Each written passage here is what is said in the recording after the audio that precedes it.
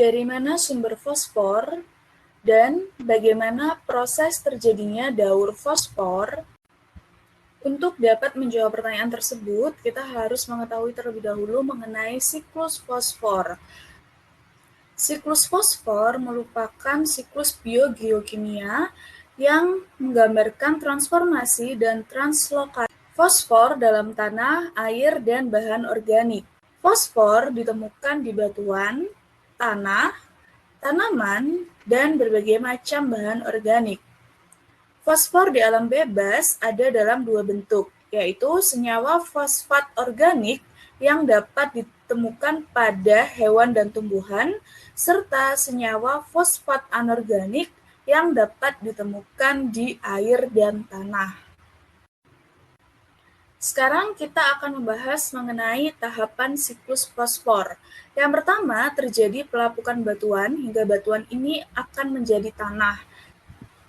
Kemudian, fosfor yang ada di dalam tanah akan diserap oleh tumbuhan dan beberapa hewan herbivora yang memakan tumbuhan ini, dia akan dimakan oleh konsumen tingkat 2 atau karnivora, sehingga terjadi perpindahan fosfor dari tumbuhan ke hewan konsumen pertama hingga ke konsumen tingkat selanjutnya.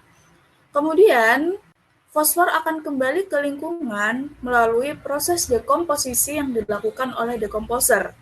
Hewan dan tumbuhan yang mati akan diuraikan oleh mikroorganisme sehingga senyawa fosfat akan kembali lagi ke dalam tanah. Kemudian, senyawa fosfat tersebut akan dipecah oleh bakteri yang ada di dalam tanah hingga menjadi bentuk-bentuk fosfat yang dapat diserap kembali oleh tumbuhan. Proses ini disebut dengan mineralisasi. Fosfor yang ada di dalam tanah jika tidak diserap oleh tumbuhan dapat berakhir di saluran air dan tanah. Kemudian ada juga yang masuk ke dalam sedimen dari waktu ke waktu. Sehingga dapat disimpulkan fosfor dapat ditemukan di batuan, tanah, air, tanaman, dan hewan. Sedangkan tahapan siklus fosfor adalah sebagai berikut.